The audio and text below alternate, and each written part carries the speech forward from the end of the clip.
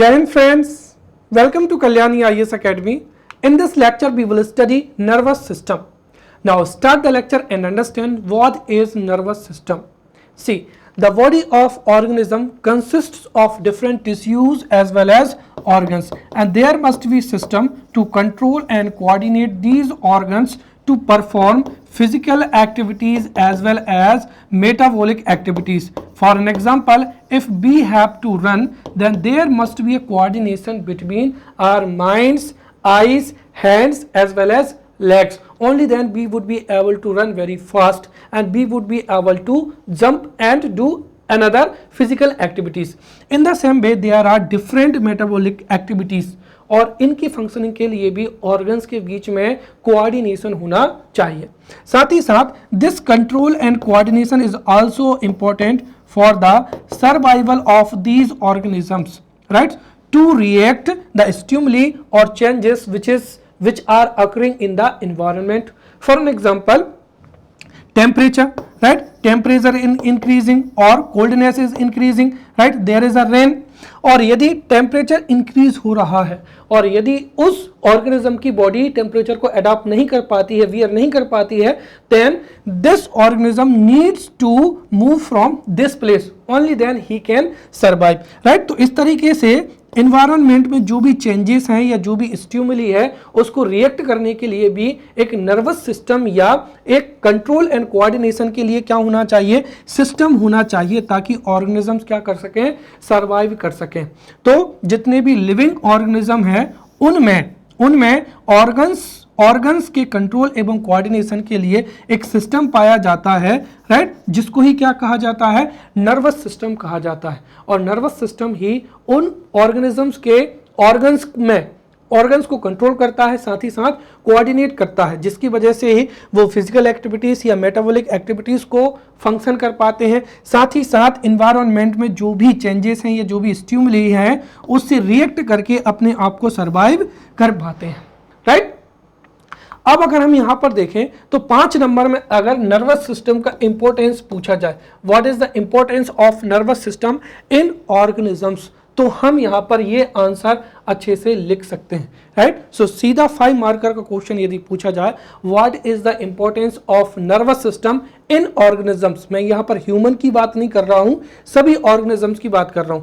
So if question is asked what is the importance of nervous system in organisms, then we can write this answer, right. The first thing is that all living organisms are aware of changes occurring in their environment, like change in light, change in temperature, sound, movement and smell, right.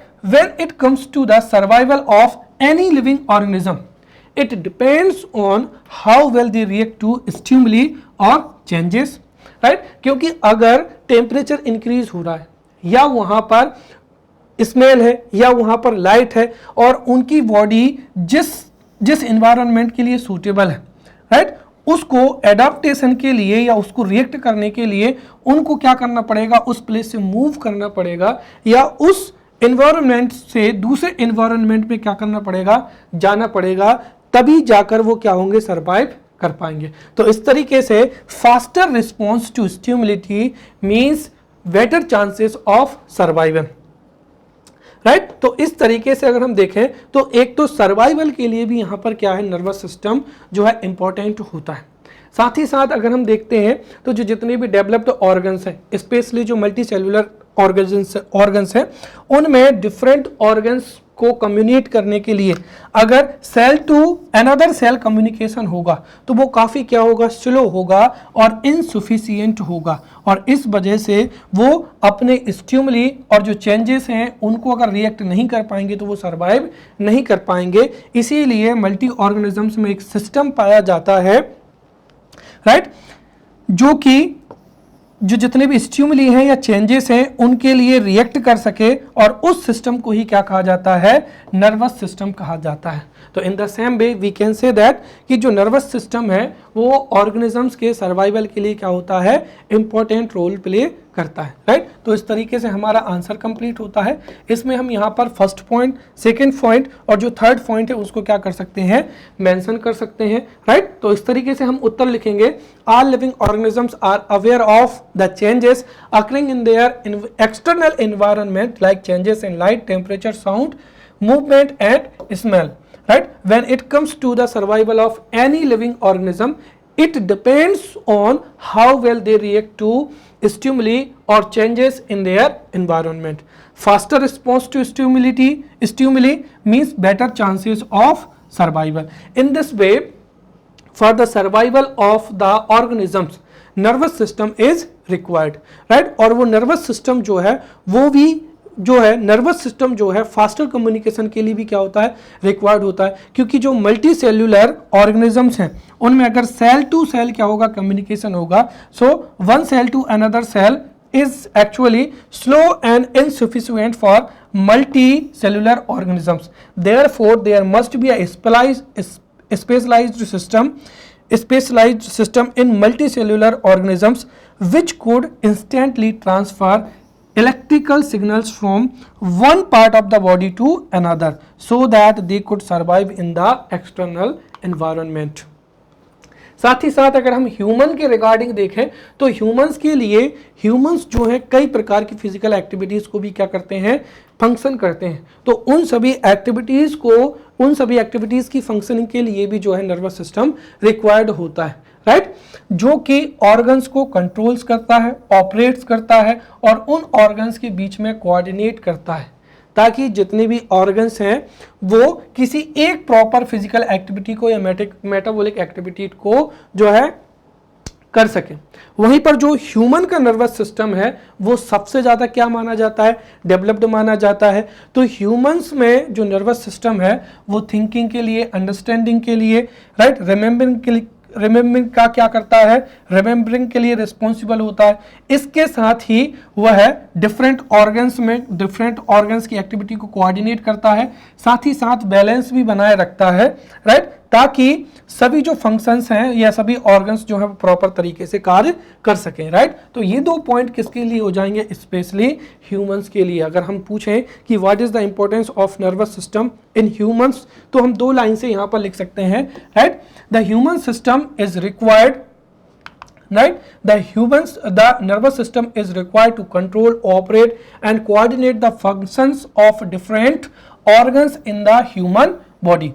Also the nervous system is responsible for thinking, understanding, remembering, also to establish, coordinate and balance in the functioning of different parts of the body, right। तो ये importance किस में हो जाएगा, humans में हो जाएगा।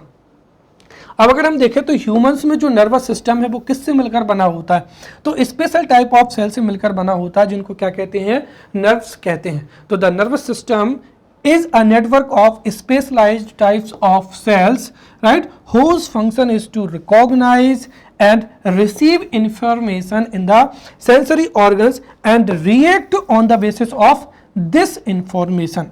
The control and coordination is mainly done by the brain and spinal cord in human nervous system. Clear? अब अगर हम यहाँ पर जो ह्यूमन नर्वस सिस्टम है उसके टाइप्स के बारे में समझेंगे या उसको अच्छे से पढ़ें तो देखिए, the nervous system in human beings is divided into two parts. First is central nervous system and second is peripheral nervous system. अब यहाँ पर सेंट्रल नर्वस सिस्टम से क्या मतलब क्या हुआ, जो सेंट्रल नर्वस सिस्टम है ये नर्वस सिस्टम का वह पार्ट होता है जो कि ब्रेन और स्पाइनल कॉर्ड से मिलकर बना होता है और इसी नर्वस सिस्टम में सभी इंफॉर्मेशंस का एनालिसिस होता है और उसके अकॉर्डिंग ऑर्गन्स को कंट्रोल एंड कोऑर्डिनेट किया जाता है।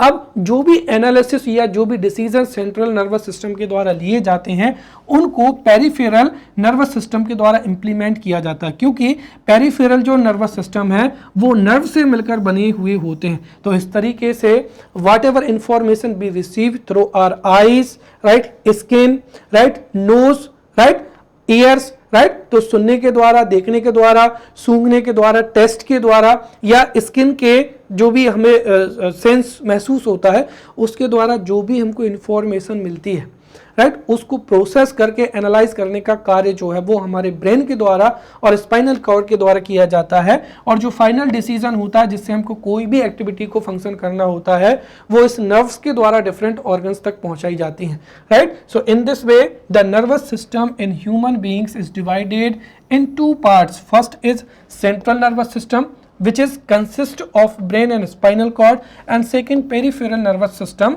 includes all the nerves of the body. Now we will understand what is central nervous system. अब यहाँ से 5 मार्कर क्वेश्चन जो है आपसे पूछा जा सकता है।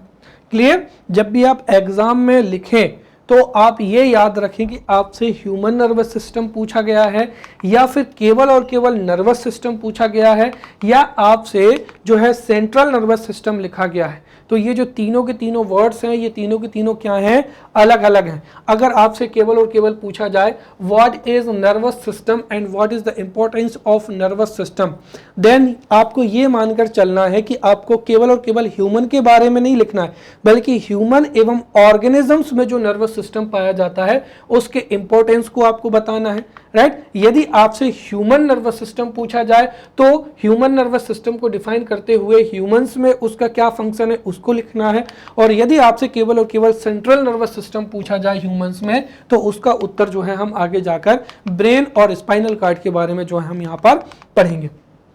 तो हम समझते हैं यहाँ पर सेंट्रल नर्वस सिस्टम से the nervous system that controls the whole body, and the nervous system itself is known as central nervous system.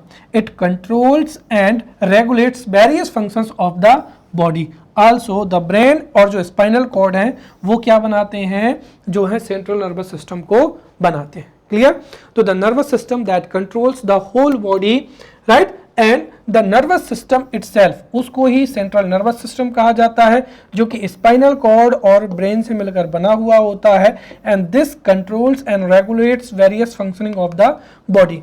अब ये किससे मिलकर बना होता है? ब्रेन से। अब यहाँ पर समझिए कि the 5 right the most important 5 organs of the body में से जो ब्रेन है वो एक क्या है?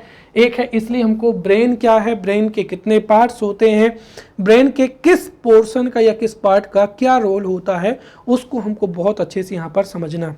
सबसे पहली चीज तो ये है कि the brain is important, largest and central organ of the human nervous system. अब अगर हम देखें तो सबसे पहली चीज तो ये है कि जो ब्रेन है वो इंपॉर्टेंट होता है, क्योंकि ब्रेन जो है सेंट्रल नर्वस सिस्टम का पार्ट होता है जो कि इंफॉर्मेशंस को एनालाइज करता है, राइट। साथ ही साथ डिफरेंट ऑर्गन्स को कंट्रोल और उनके फंक्शनिंग में क्या करता है? कोऑर्डिनेट करता है। साथ ही साथ जो ह्यूमन नर्वस सिस्टम है उसका ये लार्जेस्ट ऑर्गन होता है। साथ ही साथ ये सेंट्रल ऑर्गन होता है जिसकी वजह से ही पूरा नर्वस सिस्टम हमारी बॉडी में फंक्शन करता है।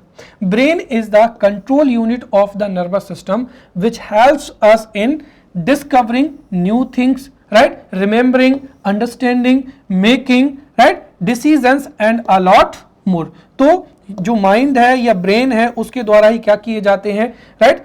अंडरस्टैंडिंग होती है और जो डिसीजंस लिए जाते हैं वो ब्रेन के द्वारा ही लिए जाते हैं। It is enclosed with in the skull which provides a frontal and lateral right dorsal protection. क्योंकि जो ब्रेन है, ब्रेन सबसे पहली चीज तो ये इंपॉर्टेंट होता है, साथ ही साथ ये हमारे नर्वस सिस्टम का सेंट्रल ऑर्गन भी होता है, साथ ही साथ ये सॉफ्ट ऑर्गन भी होता है। इसीलिए जो स्कल है, हमने कल समझा था जो स्केलेटल सिस्टम में कि स्कल्स में 29 बोन्स होती है, इसमें से 8 जो बोन्स होती हैं वो मिलकर क्या बनाती हैं? क्रेनियम बनाती हैं। और इसी क्रेनियम के द्वारा ही जो ह्यूमन ब्रेन है वो सेफ रहता है, ये क्या रहता है? प्रोटेक्टेड रहता है, ताकि जो एक्सटर्नल अटैक्स हैं उनसे ब्रेन्स क्या रहे? सेफ रहे। The weight of human brain is 1400 grams, right? And there are 3 major parts of the brains, right तो जो ब्रेन्स के 3 मेजर पार्ट्स होते हैं, राइट जैसे एक क्या हो जाएगा? फोर ब्रेन हो जाएगा, मिड ब्रेन हो जाएगा और हिंड ब्रेन हो जाएगा। साथ ही साथ जो क्रेनियम है, क्रेनियम के अंदर जो ब्रेन होता है उसके ऊपर एक लेयर पाई जाती है जिसको क्या कहते हैं, मेनिंजेस कहते हैं। तो ये 3 मार्कर के लिए आपसे अगर ये वर्ड पूछा जाए व्हाट इज मेनिंजेस, तो ये आपको याद रखना। What is meninges? A covering called meninges is found around the brain, right? This meninges protect the soft brain from the external shocks and pressures। तो ये external shocks and pressures से brain को क्या करता है, सेफ रहता है, right? और जो मेनिंजेस है उसके ऊपर क्या पाया जाता है, क्रेनियम पाया जाता है जो कि स्कल में होता है। तो इस तरीके से ये जो ह्यूमन ब्रेन है ये प्रोटेक्टेड रहता है। Clear? There are 3 parts of the human brain. First is fore brain, then mid brain and third क्या हो जाएगा, हिंड ब्रेन हो जाएगा।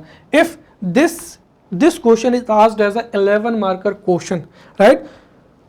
What is brain and what are the different parts of the brain? Explain. So if this is asked as a 11 marker question, then we need to draw a diagram as well। और जो human brain है उसका diagram बनाना क्या है, बहुत ही easy है, right? तो ये इस तरीके से क्या हो जाएगा, यहाँ पर जो है ह्यूमन ब्रेन का क्या हो जाएगा, डायग्राम हो जाएगा। Clear?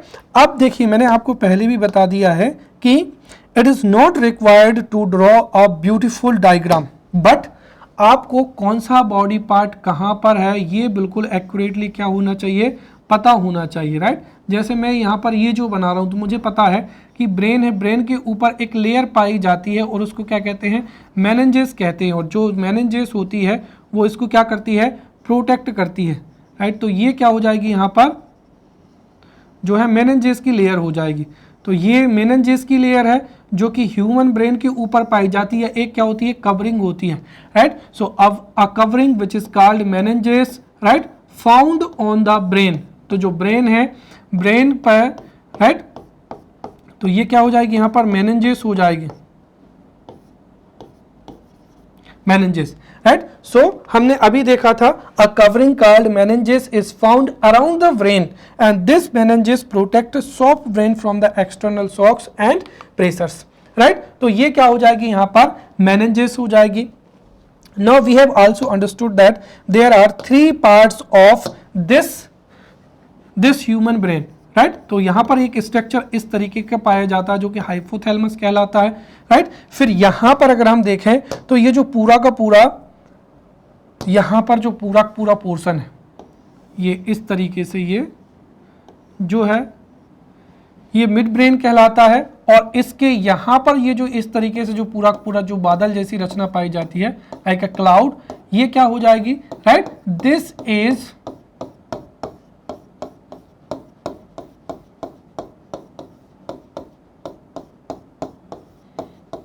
Right, this is cerebrum,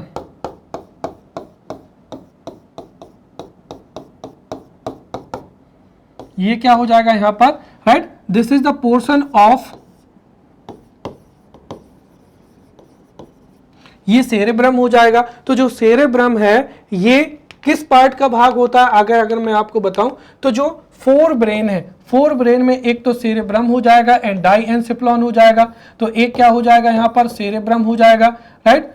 और उसके बाद में क्या हो जाएगा, डाइएन्सेफ्लॉन हो जाएगा, राइट? और डाइएन्सेफ्लॉन में फिर 2 पार्ट होते हैं। सबसे पहला क्या होता है, थैलमस होता है और उसके बाद में क्या हो जाएगा, हाइपोथैलेमस होता है, राइट? तो इस तरीके से अगर हम देखें तो जो 4 ब्रेन है उसमें सेरेब्रम होता है, दूसरा डाइएन्सेफ्लॉन होता है और डाइएन्सेफ्लॉन का जो सबसे बड़ा भाग होता है वो सेरेब्रम होता है। उसके बाद में जो अपर पार्ट होता है वो थैलमस होता है, राइट? और जो लोअर पार्ट होता है उसको क्या कहा जाता है, हाइपोथैलेमस कहा जाता है। तो इस तरीके से डायग्राम के लिए आप याद रखें, ये यहाँ पर सेरेब्रम हो जाएगा। उसके बाद में ये जो पोर्शन है, क्लियर, यहाँ पर जो पोर्शन है, ये जो इतना जो क्षेत्र है ये क्या कहलाता है, यहाँ पर ये यहाँ पर कहलाता है थैलेमस। और इसका जो लोअर पार्ट हो जाएगा ये यहाँ पर क्या कहलाता है, हाइपोथैलेमस, ठीक है?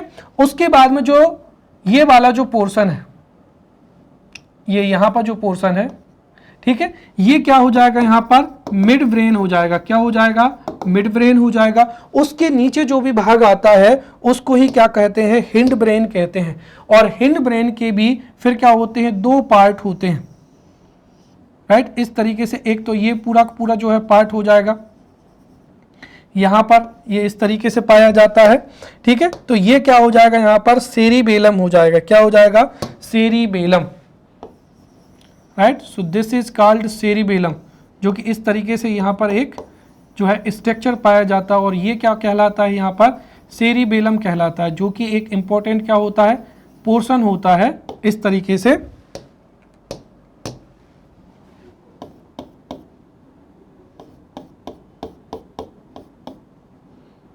ये राइट, तो ये यहां पर क्या हो जाएगा, सेरिबेलम,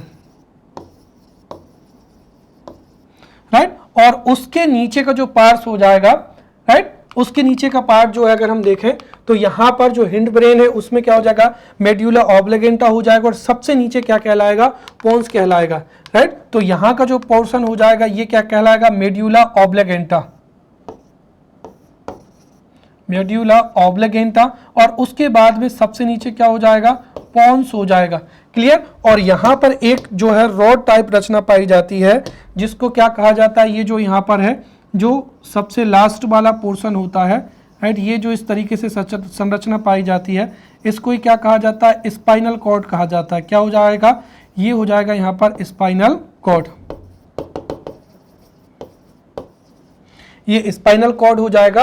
और यहाँ पर जो बीच वाला जो पोर्शन है, यहाँ पर अगर हम देखें तो अब मैंने आपको एक ग्लैंड के बारे में बताया था, यहाँ पर जो है, यहाँ पर जो है मटर के दाने के समान संरचना पाई जाती है, जिसको क्या कहा जाता है, पिट्यूटरी ग्लैंड कहा जाता है। तो इस तरीके से ये पूरा का पूरा ह्यूमन ब्रेन क्या है, कंप्लीट होता है, क्लियर।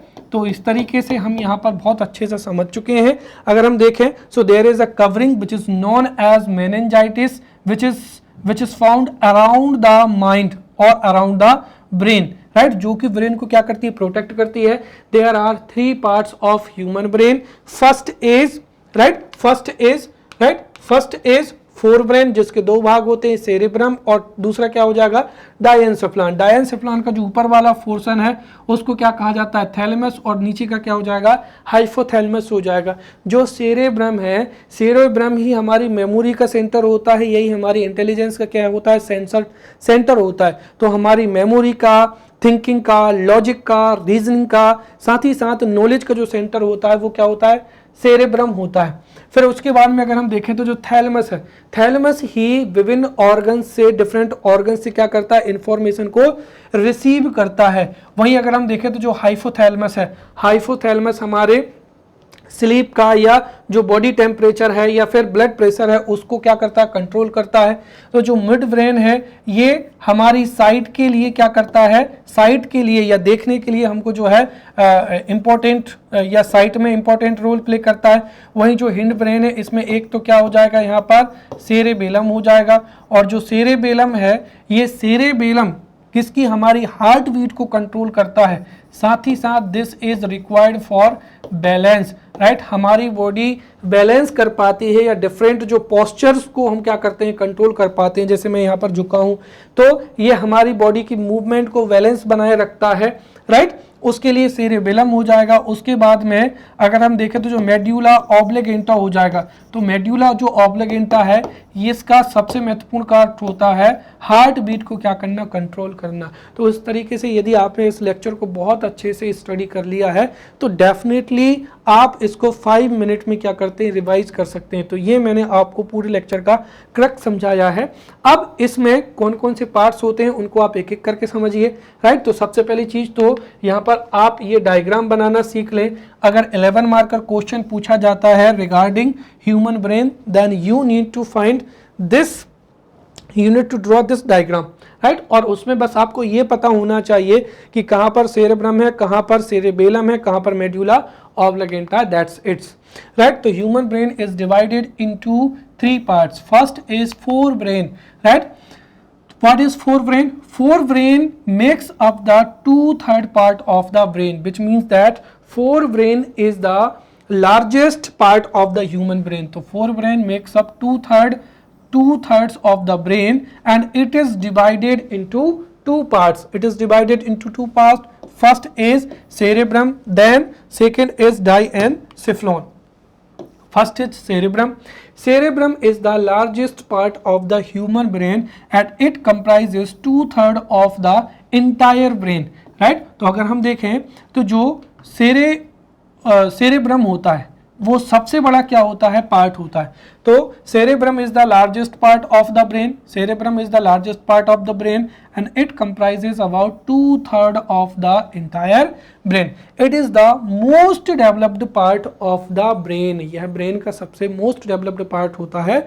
साथ ही साथ it is the centre of humans consciousness, reasoning, memory as well as intelligence. तो ह्यूमन इंटेलिजेंस है या जो जिसकी वजह से हम रीजनिंग कर पाते हैं, या यही हमारी मेमोरी का क्या होता है, सेंटर होता है, right. So it is the centre of consciousness, reasoning, memory, intelligence, also human will, knowledge and cleverness, right? So in this way if cerebrum is developed, तो वह व्यक्ति क्या होगा, इंटेलिजेंट होगा, उसकी मेमोरी अच्छी होगी, उसकी रीजनिंग अच्छी होगी। तो सेरेब्रम के डेवलप हो जाने से किसी भी व्यक्ति की रीजनिंग भी अच्छी होगी, उसकी मेमोरी पावर भी अच्छी होगी, साथ ही साथ वह इंटेलिजेंट होगा, राइट, और उसका नॉलेज भी अच्छा होगा। तो इफ सेरेब्रम डेवलप्स प्रॉपरली, तो वह जो व्यक्ति है या वह जो पर्सन है वह भी क्या होगा, इंटेलिजेंट होगा।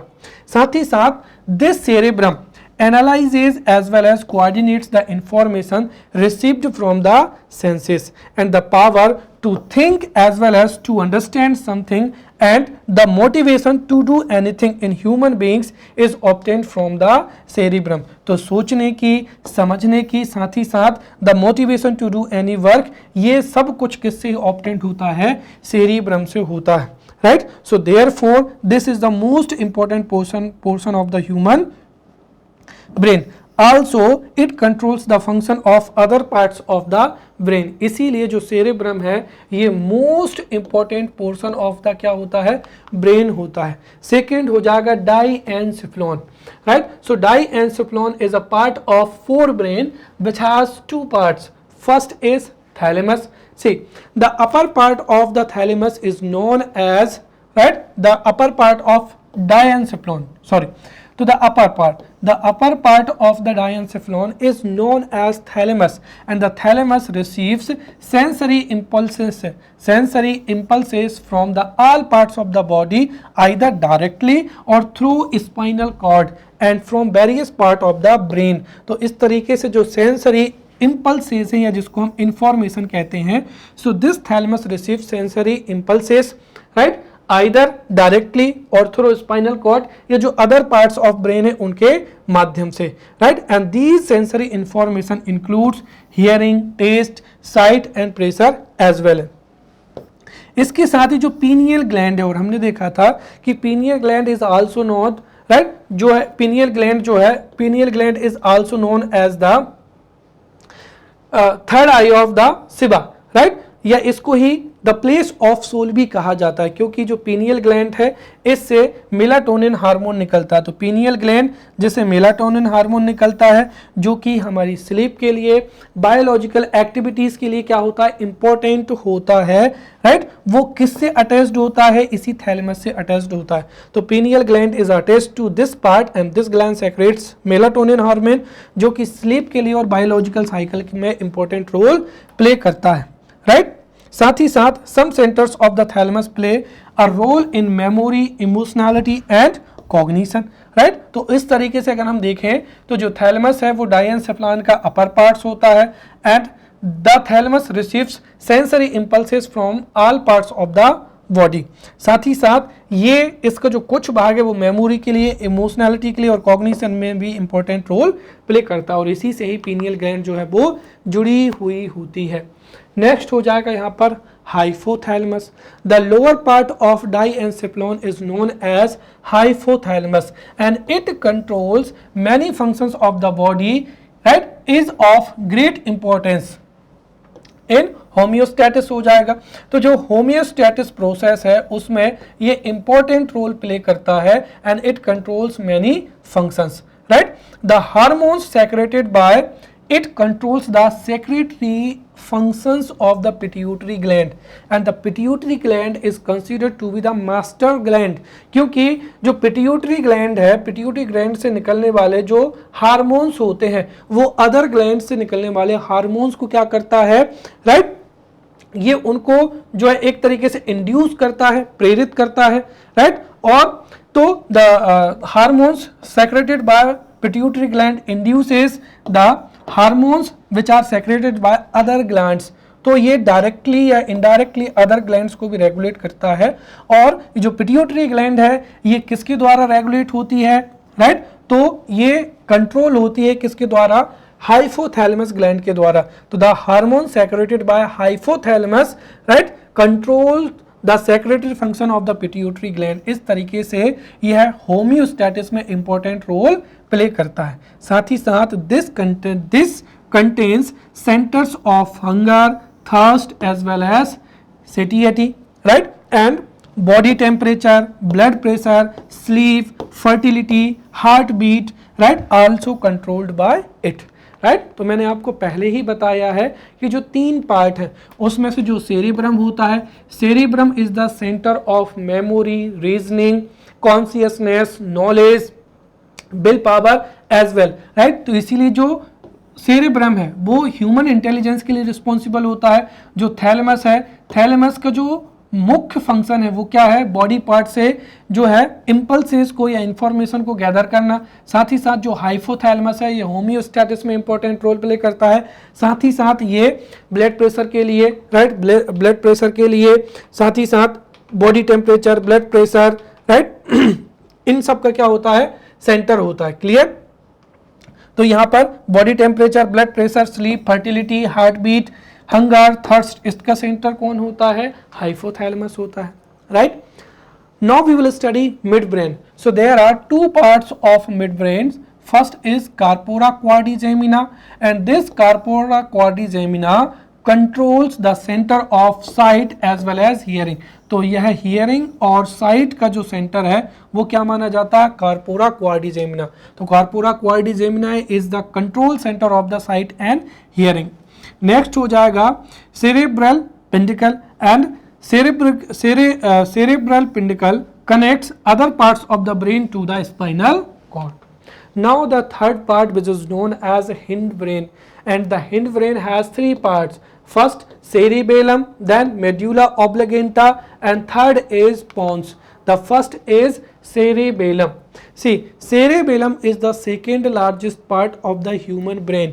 एक चीज और मैं बता दूं, there is जो difference है cerebrum, राइट, और सेरिबेलम, इन दोनों की स्पेलिंग में बहुत कम अंतर है। इसलिए हो सकता है कि एग्जाम में आप ये जरूर नोटिस करें कि क्या लिखा है, नहीं तो पता चले कि सेरिबेलम दिया हो आप सेरिबेलम को लिख कर आ जाएं, या सेरिब्रम पूछा गया हो आप सेरिबेलम को लिख के जाएं। क्योंकि नॉर्मली कंडीशन में we can differentiate what is written, but जब हम क्या होते हैं कि we have to complete our question paper within 3 hours, उस समय पे हमको जो कोई भी वर्ड्स है उसको अच्छे से देखना चाहिए। तो सेकंड क्या हो जाएगा, सेरेबेलम। तो cerebrum is the largest part of human brain and cerebellum is the second largest part of the human brain, right? It is a large, solid and complex structure and is found in the posterior part of just below the cerebrum. तो ये जो cerebrum है इसके नीचे ही पाया जाता है। तो ये सेकेंड लार्जेस्ट पार्ट होता है जो कि लार्ज होता है, सॉलिड होता है, कॉम्प्लेक्स होता है, और जो ह्यूमन ब्रेन है उसके पोस्टरायर जो पार्ट है उसमें सेरेब्रम के नीचे ही पाया जाता है। It establishes movement, coordination, body balance and voluntary muscle contractions, right. तो जब भी हम एक प्लेस से दूसरी प्लेस में क्या करते हैं, मूव करते हैं, तो बॉडी बैलेंस को बनाने के लिए या जो कई फिजिकल एक्टिविटीज़ होती हैं उसमें मसल कॉन्ट्रैक्शन में यही रोल प्ले करता है। फॉर एन एग्जांपल, जैसे मेरी बॉडी अभी क्या है, लूज है, but if I have to put 50 kg weight, तो उस समय पे मेरे ये जो दोनों शोल्डर्स हैं और दोनों थाइस हैं ये बहुत टाइट होना चाहिए, और अगर मैं टाइट नहीं करूंगा तो मेरी जो बैक है इसमें क्रैम्प आ जाएगा या थाइस में क्रैम्प आ जाएगा, राइट। तो कुल मिलाकर ये वॉलंटरी मसल, जब भी हम कोई भी वेट को उठाते हैं या जंप करते हैं तो ये हमारी मसल्स कॉन्ट्रैक्ट होती हैं जिसकी वजह से हमको जो है चोट नहीं लगती हैं। It also controls body posture, right, balance, muscle movements, right. And इसका जो मोस्ट इंपॉर्टेंट फंक्शन है वो क्या है, maintaining the balance of the body. Clear? So you have to prepare this topic for 5 marker as well as 3 marker. So cerebellum is the second largest part of human brain. It is a large, solid and complex structure, and it establishes coordination, body balance, right, and voluntary muscle contraction. Clear? साथ ही साथ it controls body posture, balance, muscle movement, और इसका main function ही क्या होता है, balance को बनाए रखना. नेक्स्ट हो जाएगा यहाँ पर medulla oblongata. Medulla oblongata is the posterior part of the brain and its main function is to control metabolism, right, blood pressure, alimentary, peristalsis, right, heartbeat and breathing. तो जो मेड्यूला ऑब्लिगेंटा है ये हार्ट बीट को या breathing को या metabolic activities को ही क्या करता है, कंट्रोल करता है. It also controls some reflex actions like coughing, sneezing, vomiting and secretion of digestive enzyme. तो जो वूटिंग है, कफिंग है और जो स्नीजिंग है, ये जो जितनी भी रिफ्लेक्सिव एक्शंस हैं, राइट, इनको कौन कंट्रोल करता है, मेड्यूला ऑब्लिगेंटा कंट्रोल करता है. थर्ड हो जाएगा pons, right. Pons is related to the control of respiration. Respiration को कौन कंट्रोल करता है, पोन्स ही करता है. So in this way we have studied human brain. Now we will focus on spinal cord. Now what is spinal cord? The posterior part of the medulla oblongata forms the spinal cord and it is a part of central nervous system. और जो जितनी भी reflexive actions होती हैं, reflexive actions ऐसी होती हैं जिनके लिए या जो हमारे ब्रेन के कंट्रोल में नहीं होती. For an example, this is a hot board. If I am touching this, right, तो अगर इसमें इलेक्ट्रिक शॉक होगा तो मैं अपने हाथ को पीछे कर लूंगा. I don't need to think, right. तो ये सब क्या होती हैं, रिफ्लेक्सिव एक्शंस होती हैं. तो देखिए यहाँ पर जो मेड्यूला ऑब्लिगेंटा होता है, मेड्यूला ऑब्लिगेंटा का जो पोस्टीरियर पार्ट होता है उसको ही क्या कहते हैं, स्पाइनल कॉर्ड कहते हैं, जो कि रिफ्लेक्सिव एक्शंस को क्या करता है, कंट्रोल करता है. Is that clear, right. और साथ ही साथ spinal cord conducts stimuli coming and going from the brain. तो जो भी स्टिमुली हैं, चाहे वो ब्रेन में आ रहे हों, जा रहे हों, उनको कंडक्ट करता है. तो the posterior part of medulla oblongata forms the spinal cord and it is the part of central nervous system. This spinal cord controls and coordinates reflexive actions. साथ ही साथ this conducts stimuli coming and going from the brain. Now we will study peripheral nervous system. See, देखिए जो central nervous system है उसमें informations को analyse किया जाता है, डिसीजन मेकिंग होती है, मेमोरी सेंटर होता है, राइट. या कुल मिलाकर जो भी इंफॉर्मेशन रिसीव होती है उसको एनालाइज करके, प्रोसेस करके, सेंट्रल जो है प्रोसेस करके एक डिसीजन लिया जाता है. और उस डिसीजन को इम्प्लीमेंट करने के लिए जो इलेक्ट्रिकल इम्पल्स होते हैं उनको नर्व सेल्स के द्वारा ही बॉडी ऑर्गन्स तक पहुंचाया जाता है. For an example, right, if I have to think, जैसे मैं अगर सोचूं कि मुझे ये फिंगर को अप डाउन करना है, तो मैं यहाँ पर जो है, यहाँ पर डिसीजन चल रहा है, यहाँ पर जो है, यहाँ से पूरा का पूरा रेगुलेट हो रहा है कि मुझे मेरी जो फिंगर है उसको मूव कैसे करना है. बट जो सिग्नल है यहाँ से लेकर यहाँ तक पहुंचेगा वो किसके माध्यम से जाएगा, पेरिफेरल नर्वस सिस्टम से ही जाएगा. तो the peripheral nervous system is the system of nerves connecting the central nervous system to various sensory and functional parts of the body such as organs and muscles. Clear. तो ये nerve से बना हुआ होता है जो कि सेंट्रल नर्वस सिस्टम को वेरियस जो सेंसरी ऑर्गन्स हैं या फंक्शनल पार्ट्स हैं उनसे क्या करता है, कनेक्ट करता है. तो peripheral nervous system is the system of nerves connecting central nervous system to various sensory and functional parts of the body such as organs as well as muscles. The peripheral nervous system is made up of nerves, right, originating from the brain and spinal cord, which are called cranial and spinal nerve respectively, right. तो ऐसी nerves जो कि brain से या spinal cord से क्या होती हैं, ओरिजिनेट होती हैं, उनको क्रेनियल या स्पाइनल नर्व्स के नाम से जाना जाता है.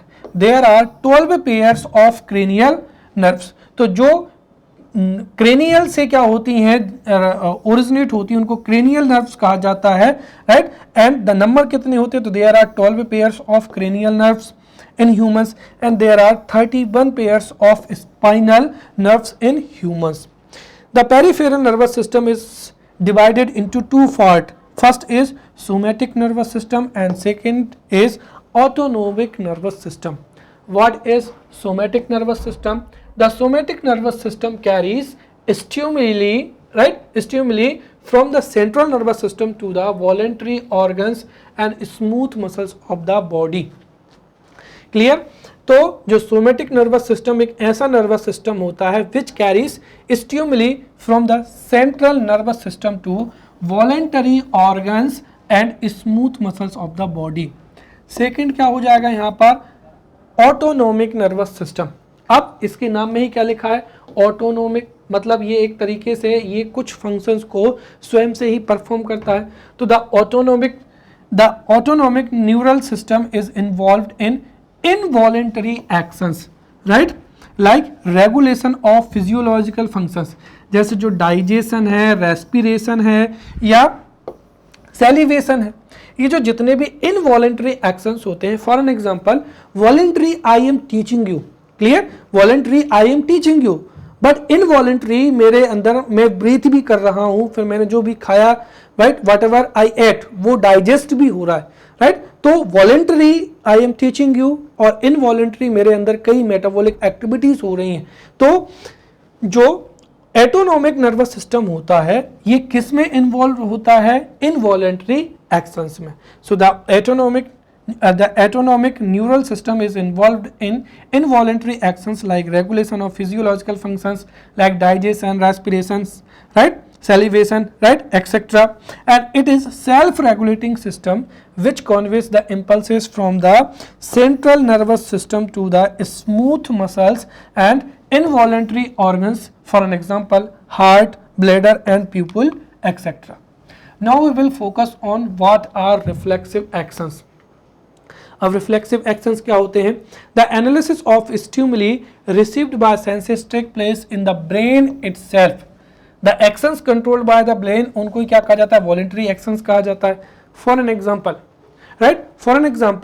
Right, there is a so much light in this studio, right, और इसकी वजह से जो कुछ भी मुझे एक तरीके से हीट महसूस हो रही है, राइट, तो उसको अगर मैं वॉलेंटरी, राइट, वो जो वॉलेंटरी अगर उसका एनालिसिस चल रहा है तो उसको क्या कहेंगे, वॉलेंटरी एक्शंस कहेंगे, क्लियर। परंतु कई ऐसी एक्टिविटीज होती हैं जो कि इनवॉलेंटरी भी होती हैं, राइट, और जो इनवॉलेंटरी जितनी होती हैं उनको किसके द्वारा किया जाता है, स्पाइनल कॉर्ड के द्वारा किया जाता है। सिंपल, जैसे for an example I am running from here, right, और यदि चलते चलते कोई भी यहाँ पर जैसे सुई आ जाती है या देयर इज अ स्टोन, तो जैसे ही मेरी बॉडी का पैर रखा जाएगा मैं पूरा का पूरा अपनी बॉडी का बैलेंस क्या कर लूंगा, मेंटेन कर लूंगा। तो कई रिफ्लेक्सिव एक्शंस होती हैं, राइट, उनको ही क्या कहा जाता है, रिफ्लेक्सिव एक्शंस कहा जाता है। तो many actions towards external stimuli also take place without brain. These actions are involuntary and they are controlled by the spinal cord. The brain has no effect on these actions and they are called reflexive actions. For an example, if your hand touches something hot unintentionally, you immediately take off your hand, right? तो ये जो action होगी इसको ही क्या कहा जाएगा, reflexive action कहा जाएगा। And this reflexive action is controlled by spinal cord, right? So in this way we have studied nervous system in organisms as well as we have studied human nervous system and we have studied most important organ of our body, that is brain, right? So in this way we have finished this topic. Now we will meet in next lecture. Till then, thank you.